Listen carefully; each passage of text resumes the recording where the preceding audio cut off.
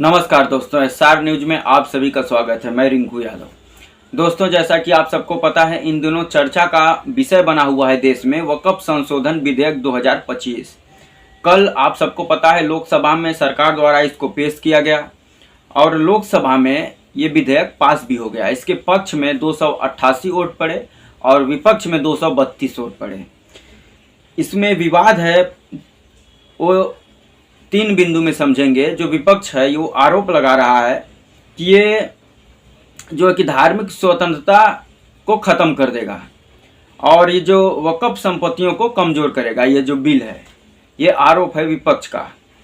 और सरकार की तरफ से जो कहा गया है, ये बिल में जो है कि बदलाव किया गया है, उसमें है कि गैर मुस्लिम और महिलाओं की भागीदारी को बढ़ाने वाला बिल है और जिला मजिस्ट्रेट को वक्फ संपत्तियों का सर्वे करने का अधिकार है।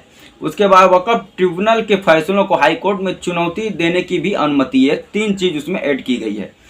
इसके बाद इस पूरे बिल को 10 पॉइंट में समझते हैं कि कब कब क्या क्या इस चीज़ में बदलाव हुआ है। तो पहला नंबर है कि वक्फ बिल है क्या। ये है 1995 के वक्फ अधिनियम संशोधन का प्रस्ताव। उसके बाद इसमें बदलाव किया गया है कि गैर मुस्लिम और महिलाओं को वक्फ बोर्ड में शामिल करने का प्रावधान है। इस बिल में ये प्रावधान लाया गया है कि इसमें गैर मुस्लिम और महिलाओं को भी शामिल किया जाएगा। उसके बाद विपक्ष नाराज है इस बात से कि धार्मिक स्वतंत्रता में दखल और वक्फ संपत्तियों को कमजोर करने का आरोप ये विपक्ष द्वारा सरकार पर लगाया जा रहा है कि ये इस बिल को ला करके इसमें धार्मिक स्वतंत्रता को सरकार खत्म कर रही है और जो वक्फ की संपत्ति है उसको कमजोर कर रही है। सरकार का जो अपना दावा है वो है कि पारदर्शिता बढ़ाने और दुरुपयोग रोकने के लिए नया कानून जरूरी है। सरकार ये दलील पेश कर रही है अपनी तरफ से कि ये जो कानून आ रहा है ये पारदर्शिता बढ़ाएगा और जो वक्फ की संपत्ति है, जो ज़मीन है, उसको दुरुपयोग होने से उसको ये कानून रोकेगा। उसके बाद AIMPLB का विरोध है। इसने ये कहा है कि इसे संविधान के अनुच्छेद 14, 25, 26 का उल्लंघन बताया।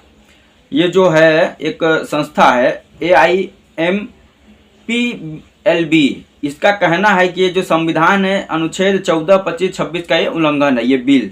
उसके बाद समर्थन में कौन कौन पार्टियां हैं। जो 288 वोट पड़े लोकसभा में, उस वोट को डालने वाली जो पार्टियां हैं, इस बिल के जो समर्थन में पार्टियां हैं वो हैं BJP, JDU, TDP, NDA के अन्य सहयोगी दल। कुल मिलाकर के 288 वोट इस बिल के पक्ष में पड़ा, जिससे कि ये बिल लोकसभा में पास हो गया। अब लोकसभा में इस बिल का विरोध कौन कौन पार्टियां की, तो मुख्य पार्टियां जो थी इस लोकसभा में इस बिल के विरोध में, वो कांग्रेस थी, सपा थी, TMC थी, DMK थी और असदुद्दीन ओवैसी की पार्टी और अन्य पार्टियां इस बिल के खिलाफ लोकसभा में खड़ी हुई थी। उसके बाद लोकसभा में समीकरण जो था, NDA के पास 293 सांसद थे और विपक्ष के पास 233 सांसद थे। राज्यसभा की अब स्थिति समझ लें, क्योंकि बिल को आज राज्यसभा में पेश किया जाएगा। राज्यसभा में NDA के पास 115 सांसद हैं। तो लोकसभा में इस बिल को लेकर के जो है वो कड़ा मुकाबला होने वाला है पक्ष और विपक्ष में, क्योंकि राज्यसभा में जो है NDA के पास बहुमत नहीं है इसको पास कराने के लिए। हालांकि लोकसभा में तो बहुमत था और सबको पहले से पता था कि ये बिल पास हो जाएगा, लेकिन लोकसभा में भी पूरे देश की जो निगाहें थी वो दो नेताओं के ऊपर टिकी हुई थी जो अपने पत्ते खोल नहीं रहे थे। पहला नाम बिहार के मुख्यमंत्री नीतीश कुमार और दूसरा नाम तेलंगाना के जो मुख्यमंत्री हैं N चंद्रबाबू नायडू, TDP। इन दो पार्टियों के दम पर ही केंद्र में मोदी सरकार चल रही है। नीतीश कुमार JDU के पास 12 सांसद है और TDP के पास 16 सांसद है। और इन लोगों ने अभी रोज़ा चल रहा था, रमज़ान का महीना चल रहा था, तो इफ्तार पार्टी में भी जब जाते थे तो मुस्लिम पक्ष के लोग जब इस बिल के बारे में इनसे बातचीत करते थे तो इन लोगों ने जो है कि साफ साफ पे बोलते थे हर जगह पर कि इस बिल का हम लोग लोकसभा में विरोध करेंगे, इस बिल को पास नहीं होने देंगे। तो जो मुस्लिम पक्ष के लोग थे वो लोग भी अस्वस्थ थे, मतलब कि इस बिल को जो है कि पास नहीं होने दिया जाएगा। लेकिन ऐन मौका पर आकर के मात्र 24 घंटा पहले दोनों पार्टियां पलट जाती हैं, टीडीपी और जेडीयू दोनों, और बीजेपी का समर्थन कर देती हैं, सरकार का समर्थन कर देती हैं। हालांकि इन्हीं के समर्थन से सरकार भी चल रहा है और ये बिल लोकसभा में पास हो जाता है। अब लोग बात तो ये भी कर रहे हैं कि इन दोनों पार्टियों को बीजेपी द्वारा ब्लैकमेल किया गया। अब ब्लैकमेल किस प्रकार से किया गया? ब्लैकमेल ये किया गया कि जो जेडीयू है बिहार में पूरी तरीके से कमज़ोर हो चुकी है और बिहार की तीसरी पार्टी बन गई है। 43 विधायक हैं मात्र नीतीश कुमार के पास, उसके बावजूद भी बीजेपी मुख्यमंत्री बना के रखी है बिहार का नीतीश कुमार को। और नीतीश कुमार इन दिनों क्या उल्टा पुल्टा बयान दे रहे हैं या नाप शनाप बयान दे रहे हैं, ये सब आप सबको पता होगा। बीजेपी अब यहाँ पर नीतीश कुमार को ब्लैकमेल ये करती है कि यदि आप इस बिल के समर्थन में खड़ा लोकसभा में नहीं होइएगा तो हम आपकी पार्टी तोड़ देंगे, आपको मुख्यमंत्री के पद से हटा देंगे। और नीतीश कुमार तो अपने दम पर मुख्यमंत्री है नहीं, मात्र 43 विधायक लेकर के बीजेपी के समर्थन से मुख्यमंत्री बने हुए हैं बिहार के। तो कहीं ना कहीं नीतीश कुमार को अपना पार्टी भी बचाना था, मुख्यमंत्री का कुर्सी भी बचाना था। इसीलिए दबाव में आकर के अपने 12 सांसदों से नीतीश कुमार इस बिल के पक्ष में वोट करवा देते हैं लोकसभा में। और यही स्थिति जो है कि चंद्रबाबू नायडू के सामने भी पेश थी। उनके ऊपर भी ईडी और सीबीआई का तमाम जो है कि केस चल रहा है, घोटालों की लंबी फहरिस्त है उनके नाम और जांच भी चल रही है। अब बीजेपी जो है कि उनको भी ब्लैकमेल करती है और उनसे भी साफ साफ ये बोलती है कि यदि आप इस बिल के पक्ष में लोकसभा में जो है कि समर्थन नहीं देंगे तो आपकी गिरफ्तारी भी हो सकती है, जांच का दायरा और बढ़ सकता है और हो सकता है कि आपकी सरकार भी गिर जाए, आपकी पार्टी भी टूट जाए। तो कहीं ना कहीं चंद्रबाबू नायडू भी अपनी जो है कि कुर्सी बचाने के चक्कर में, अपनी पार्टी बचाने के चक्कर में और जो ये केस चल रहा है ये ख़त्म करवाने के चक्कर में इस बिल का समर्थन लोकसभा में कर दिए और अपने 16 सांसदों से इस बिल के पक्ष में वोट दिलवा देते हैं, जिससे भारतीय जनता पार्टी इस बिल को लोकसभा में पास कराने में कामयाब हो जाती है।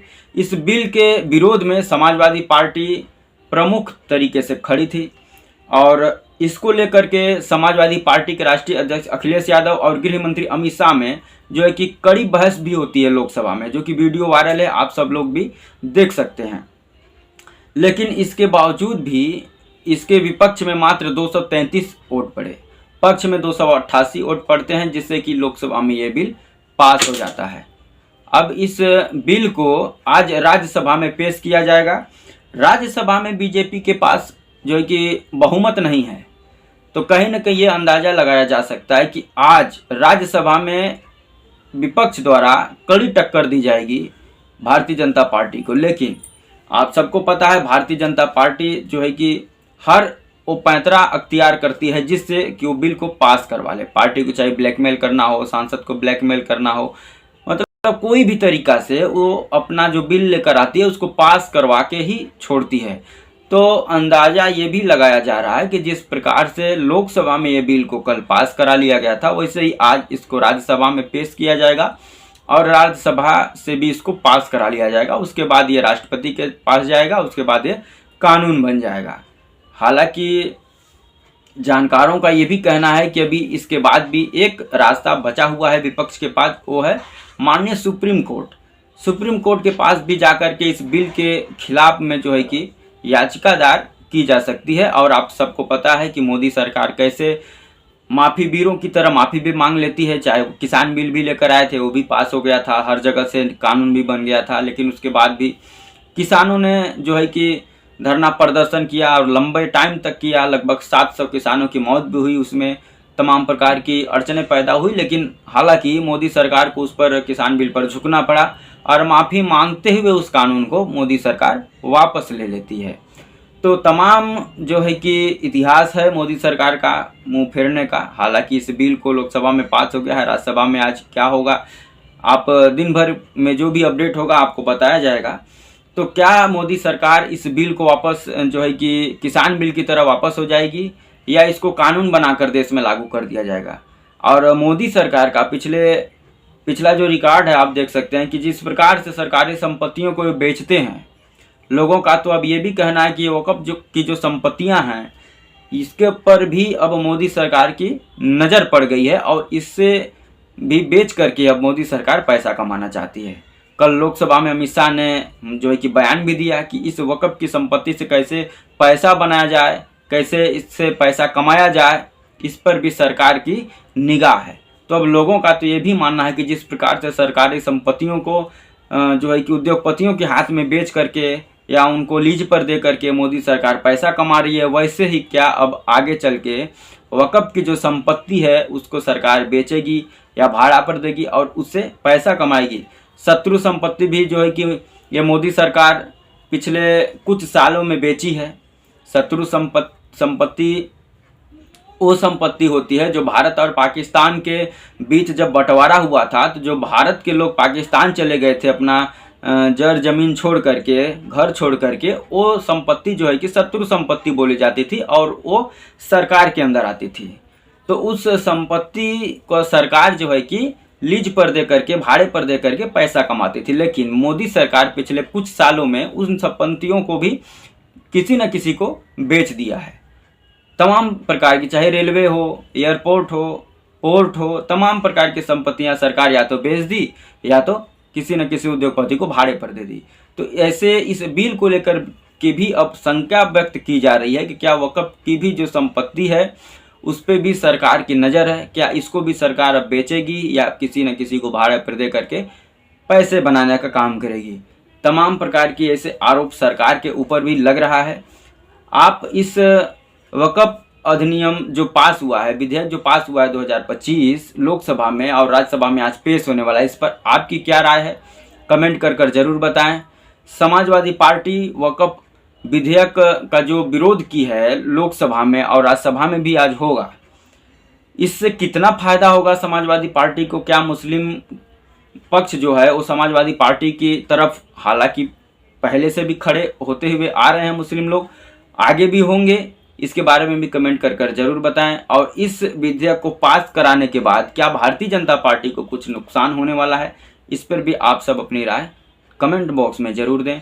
ऐसे ही तमाम और खबरों के लिए हमारे चैनल पर बने रहें। वीडियो अच्छा लगे तो लाइक कर दें, शेयर करना ना भूलें। चैनल पर अगर नए हैं तो सब्सक्राइब जरूर कर दें। जय हिंद, वंदे मातरम।